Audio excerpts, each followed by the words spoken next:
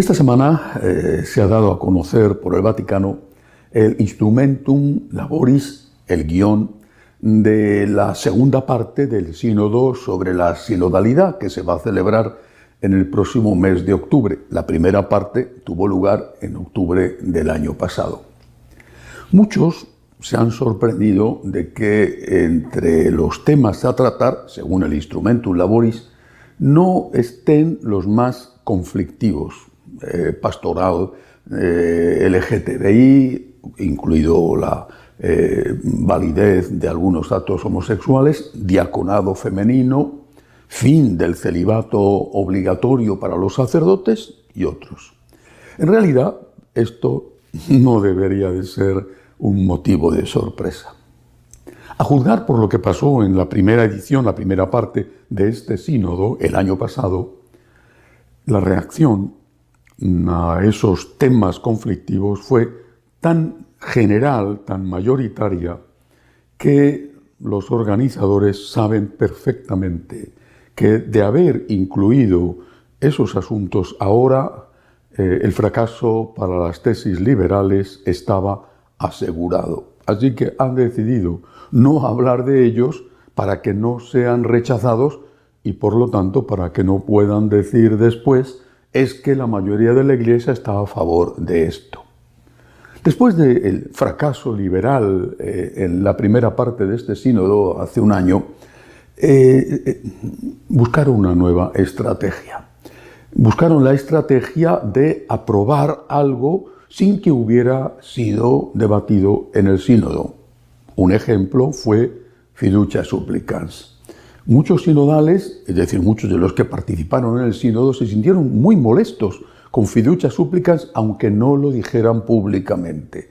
Y se sintieron molestos porque ese tema, la bendición de parejas homosexuales, no había sido tratado en la inmensa mayoría de los grupos de trabajo del sínodo, y en los que ese tema había aparecido, no había tenido, desde luego, la opinión mayoritaria a favor. Reúnes un sínodo para hablar de lo que está sucediendo en la Iglesia, ese tema no se trata y después se aprueba, lógicamente molestó a muchos sinodales, pero es que sobre todo, quizá eso no les hubiera importado mucho, pero sobre todo lo que les molestó y les preocupó fue el rechazo amplio, no digo general, ni siquiera me atrevo a decir mayoritario, pero sí amplio, de un sector de la Iglesia a esa bendición de parejas homosexuales. Por ejemplo, casi en bloque, la Iglesia en África. Y también la ruptura del diálogo ecuménico con ortodoxos y con coptos. Se dieron cuenta, por lo tanto, de que el camino de buscar una puerta trasera, dado que en el sínodo no habían conseguido lo que querían, de que ese era un camino equivocado, hasta el punto de que el Dicasterio de Doctrina de la Fe tuvo que sacar una nota muy poco después, quitando al documento las interpretaciones más liberales posibles, y que el propio Papa en varias entrevistas rebajó las posibilidades en cuanto a la bendición de parejas homosexuales, insistiendo en que solo se podían bendecir las personas, aunque se presentaran en pareja a pedir la bendición. Hasta aquí lo que se ha previsto y lo que ha ocurrido en estos meses desde el año pasado.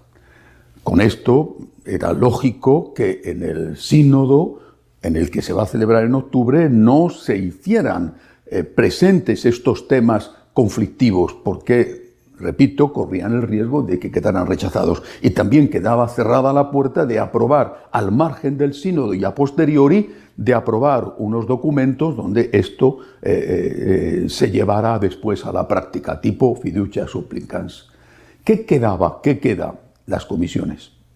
Después del sínodo se dijo, el Papa aprobó la creación de unas comisiones de estudio, de trabajo sobre esos temas conflictivos.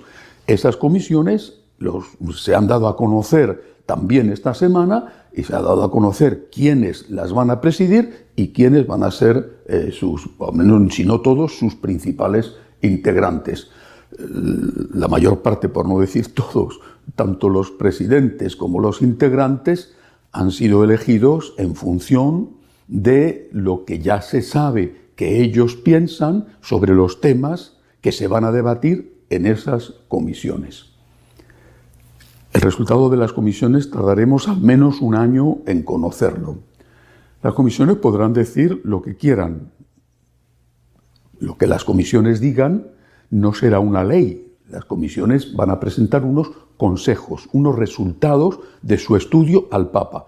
El Papa será el que decida corregir esos resultados, aceptarlos o rechazarlos. Y lo que el Papa decida, eso sí que pasará a ser norma de la Iglesia. Por lo tanto, tenemos que esperar a conocer el resultado de esas comisiones de estudio, para empezar. Y luego habrá que esperar a ver cuál es el resultado en función de lo que el Papa decida hacer con lo que esas comisiones hayan elaborado. Si, yo no digo que esto vaya a ocurrir, si los resultados de las comisiones fueran en una línea liberal y si el Papa decidiera aplicarlo, convertirlo en norma para la Iglesia, estoy convencido de que entonces el cisma sería inevitable y sería muchísimo más grave y amplio que el que está teniendo lugar ahora con motivo de la excomunión de Monseñor Vigano. Por ejemplo, si una comisión decidiera, y el Papa lo aceptara, que se puede aceptar a las mujeres en el diaconado, considerando el diaconado como el primer grado del sacerdocio, el Papa ha dicho infinidad de veces que esto no lo va a hacer.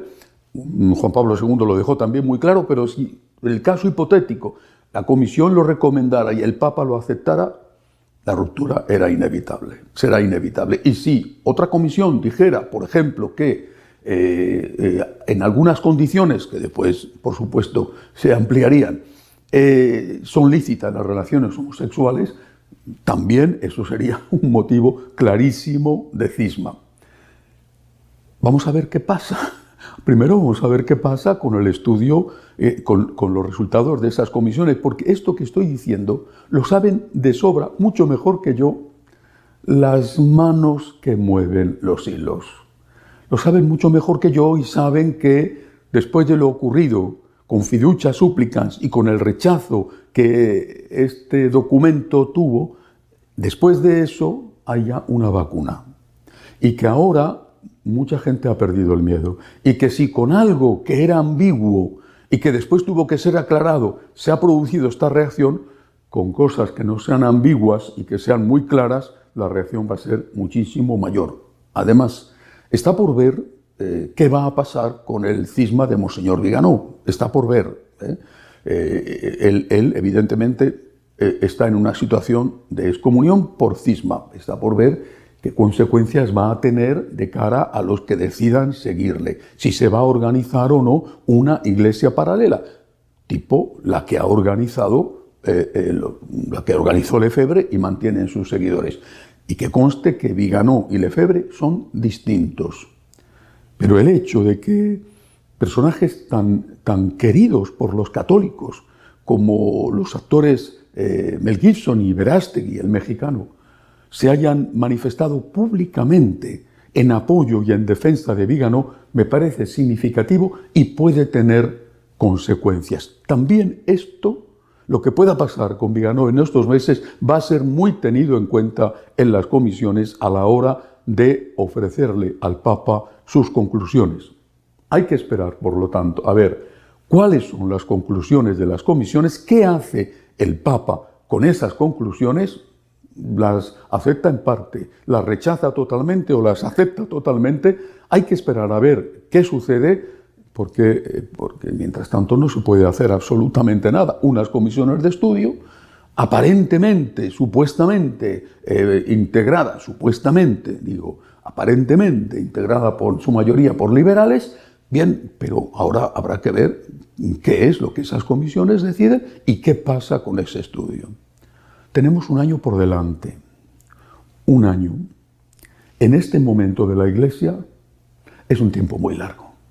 En un año, en este momento de la Iglesia, con lo de Vigano en marcha y con el Papa, que va a cumplir 88 años, un año es un tiempo muy largo. Creo que Lo que tenemos que hacer es seguir rezando, rezar por la Iglesia, rezar por el Papa, rezar por la unidad en nuestra familia espiritual. Hasta la semana que viene, si Dios quiere.